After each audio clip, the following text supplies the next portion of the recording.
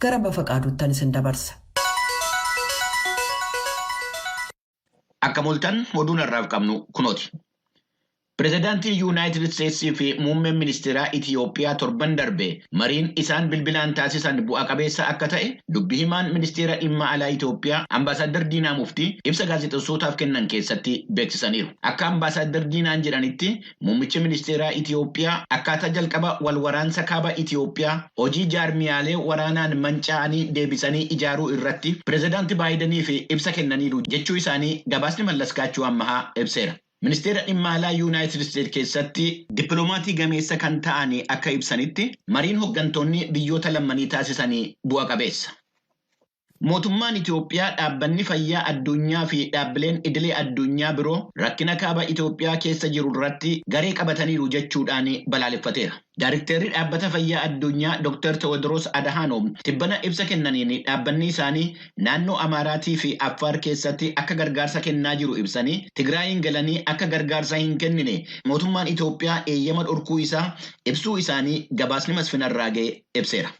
Dhaabbanni misooma hawaasa biyyoottan Afrikaa kibbaa inni Saadiq jedhamee beekamu guyyaa kaleessaa Maalaawii keessatti walgahii taasiseen waraanni dhaabbaticha jalatti gurmaa'uudhaan Moozaambiik keessatti lolaa jiru akka lola isaa itti fufu murteesseera. Waggaa darbee hidhattoonni amantaa Islaamummaa hordofu jedhaman Moozaambiik kaabaa kutaa biyya Kaaboo Dilgaadoo jedhamu keessatti jiraattota shororkeessaa jiru jedhamee waraanni biyyoottan miseensa Saadiq keessaa walitti qabaman lola irratti bobba'anii turan. Hooggantoonni biyyoottan Afrikaa kibbaa lolli hidhattoota irratti banan milkaa'aa akka jiru yommuu himan, xiinxaltoonni garuu rakkinichi ammayyuu akka fala hin arganne himanii mariin akka barbaachisaa ta'e dubbachuu isaanii gabaasni Maaleekii Maasiinaa Maalaawii Bilaantaayir irraa ibseera.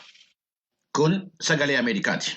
Yuunaayitid Isteetsi neetoo fi manni maree dhaabbataan dhaaba nageenyaa fi waltumsa Awurooppaa yookiin OSCE jedhamee beekamu dhimma biyya Yuukireen irratti guyyoottan 3 fi bakka adda addaatti walgahii Raashaa wajjiniin taasisan keessaa isa tokko kan ta'e kamisa har'aa Veenaa keessatti taasisaniiru. Walgahiin guyyaa har'aa walgahii wixata dheengaddaa Yuunaayitid Isteetsii fi Raashaan Jeeneevaa keessatti roobii kaleessaa immoo Raashaanii fi Naatoon Biraasilsi keessatti dhuunfaadhaan taasisanitti aanee kan godhamedha. Dubbii himaan ministeera dhimma alaa Yuunaayitid Isteetsi Niid Piraayis akka oduu gabaastotatti himanitti Raashaa bakka bu'uudhaan walgahii sadan irratti kan hirmaatan waan irratti dubbatame akka biyyatti deebi'aniin pireezidaantii Raashaa Vilaadimeer Puutinii fi akka dhiyeessan Yuunaayitid Isteetsi akka eegdu ibsanii pireezidaantiin Raashaa fala rakkinicha karaa nagaatiin furuu akka filatan abdii qaban ibsaniiru.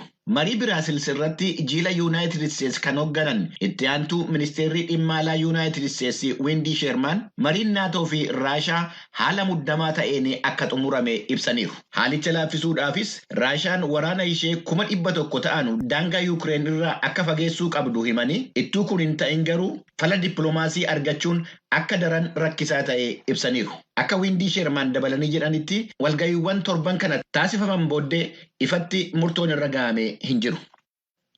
Iraan, Veenzuweelaa fi Sudaan akkasumas biyyoottan biroo 5 dhaabbata mootummoota gamtoomanii keessatti mirga sagalee kennuu akka dhabuudhaaf deeman barreessaan olaanaan dhaabbatichaa Antooniyo Guutareez xalayaa pireezidaantii yaa'ii waliigalii dhaabichaa Abdullaa Shaadii fi roobii kaleessaa barreessaniin ibsaniiru. Biyyoottan yaa'ii dhaabbatichaa 193ffaa irratti dhiyaate dhimmi isaanii ilaalamuuf deemu biroo Antiwaa fi Barbaados, Riippaabilikii Koongoo, Giinii, Paappaawaa Niiwu Giinii akkasumas Vaanitaa'uu biyyoottan jedhamanidha. Akka chaartara yookaan seera mootummoota gamtoomaniitti biyyoottan miseensa dhaabichaa ta'an buusiin isaan waggaatti dhaabichaaf gumaachuu qaban yoo waggootan 2 fi walitti aanee hin kaffalamne mirga sagalee kennuu isaanii akka dhaban taasifama. Dhimma akkanaa irratti murtoo dhumaa kan dabarsu yaa'ii waliigalaa dhaabbatichaa yommuu ta'u, haalli biyya buusii kaffaluu hin dandeenye sun yoo sababa dandeettii jaraatiin ol ta'een ta'e yaa'ichi mirgi biyyoottan sanaa akka hin haqamne taasisuu hin danda'a. Kanaan duras biyyoottan Afrikaa 3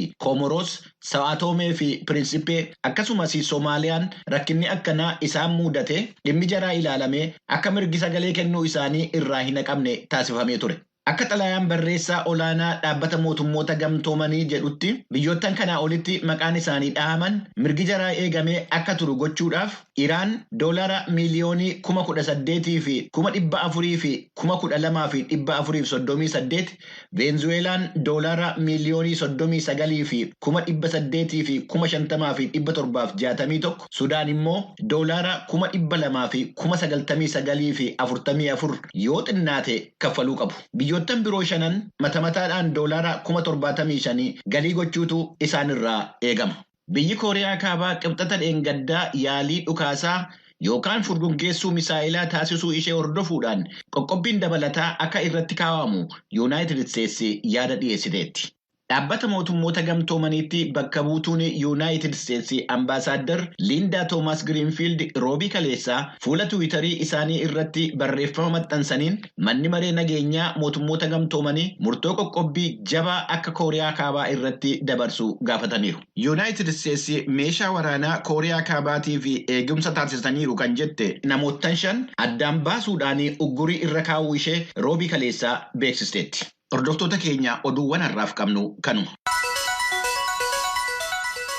Kan dhaga'aa jirtan as Waashingtan DC irraa kan darbu sagalee Ameerikaa sagantaa afaan Oromooti. Somaaliyaa fi Itoophiyaa kibba gama bahaa keessatti hongi hamaan uummata miliyoona 3 ol miidhaa akka jiru ta'u koreen baraarsaa akka sadarkaa addunyaa beeksisee jira. IRC'n akka jedhetti biyyoonni gaanfa Afrikaa lama biyyoota addunyaa 20 kanneen waggaa kan rakkoo namoomaa hamaan miidhaman keessaatii jedha gabaasi Muhammad Yusuf Naayiroobii irraa erge. Itoophiyaa fi Soomaaliyaan toora biyyoota 20 hordoffii yeroo hatattamaa barbaadan kan bara 2022 koreen baraarsaa tarreesse keessaati. Richard Crozers IRC'tti daayirektara damee Soomaaliyaati.